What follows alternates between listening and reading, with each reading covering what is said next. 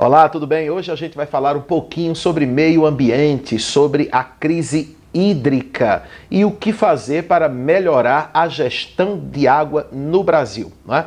Quem é do Nordeste sempre conviveu com secas prolongadas, sempre conviveu com falta de água nas torneiras. Essa é uma realidade que chegou há algum tempo à região Sudeste, não é? E é preciso lembrar o seguinte, a questão não é exclusivamente porque chove pouco. Muita gente atribui, principalmente no Nordeste, as pessoas atribuem muitas vezes isso à vontade divina, como se Deus gostasse de ver seus filhos sofrendo, né? Não chove porque Deus não quer. Não. É preciso ter conhecimento sobre climatologia, sobre geografia e também sobre falta de investimento para a gente entender o porquê da crise hídrica que existe hoje no Brasil. Então, vamos elencar para você 6 aspectos que você pode abordar numa redação que trate da questão da crise hídrica, tá bom? Primeira coisa, o desperdício de água nas cidades, na indústria e na agricultura.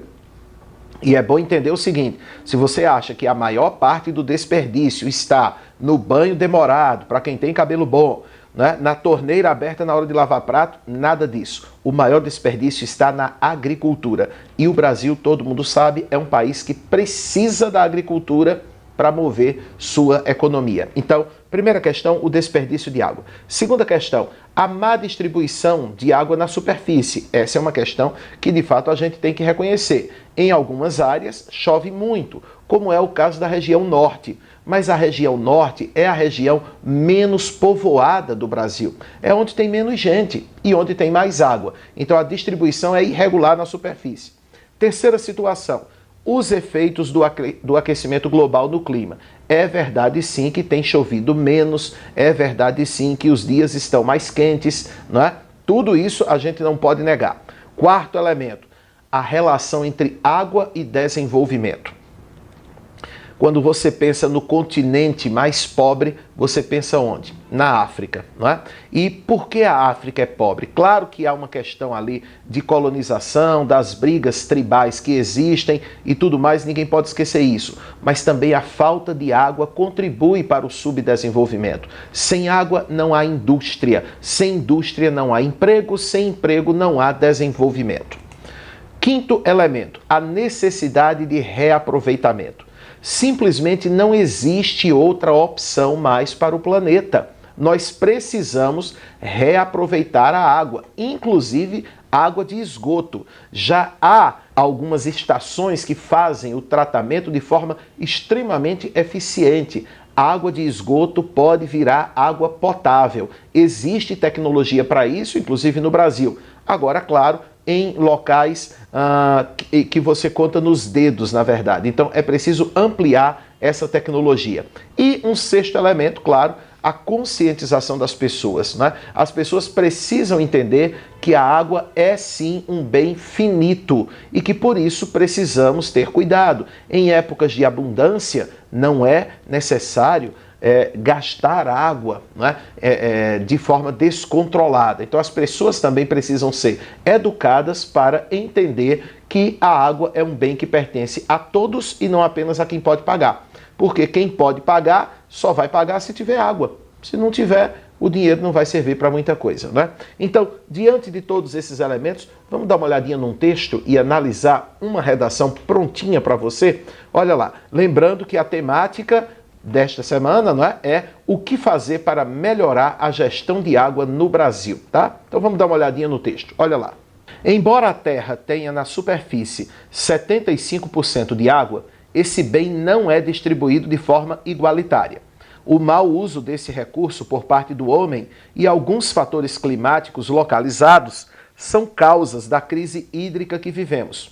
Conservar rios, córregos e mares, bem como usar racionalmente a água, são ações indispensáveis à vida na Terra. A gente lembra aí também, não é, a questão da importância do vocabulário. Veja, água não é uma palavra que vai ter sinônimo, mas você pode trocar por hiperônimos ou por equivalentes. Então a gente usa água, depois usa esse bem, depois usa esse recurso, depois a gente fala crise hídrica. Então ter cuidado aí com o vocabulário para você não estar repetindo a mesma palavra várias vezes, tá certo?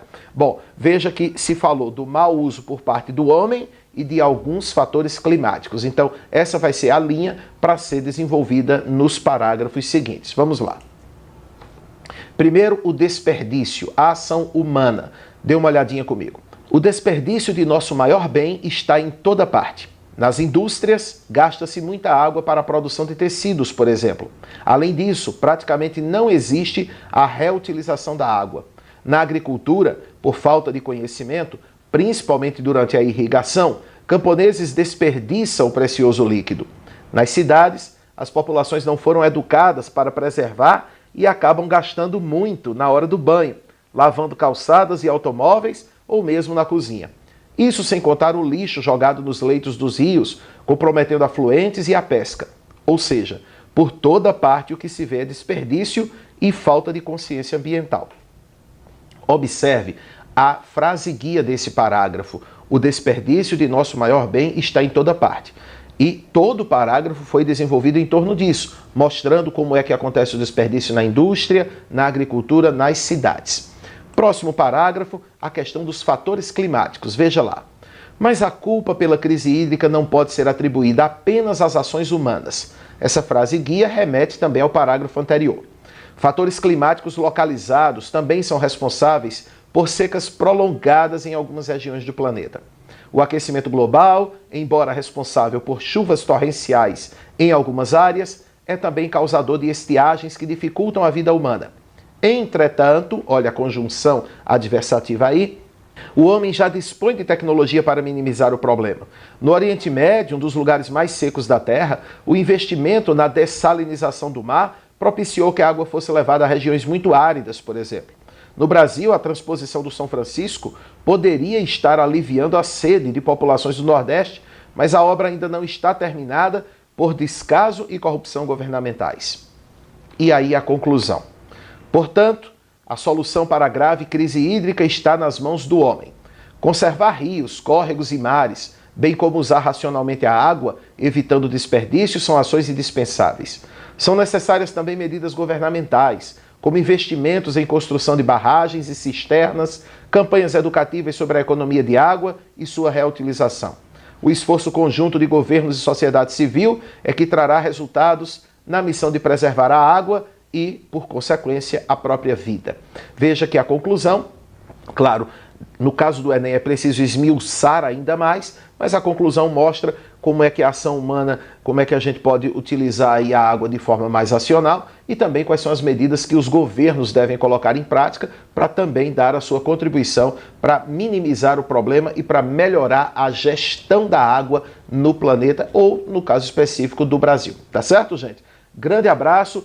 Curta aí a nossa página, compartilhe com seus amigos. Se quiser saber um pouco mais sobre o nosso curso, acesse professormenelau.com, tá certo? E a gente se encontra na próxima semana com mais um debate aqui no nosso canal. Grande abraço para todo mundo.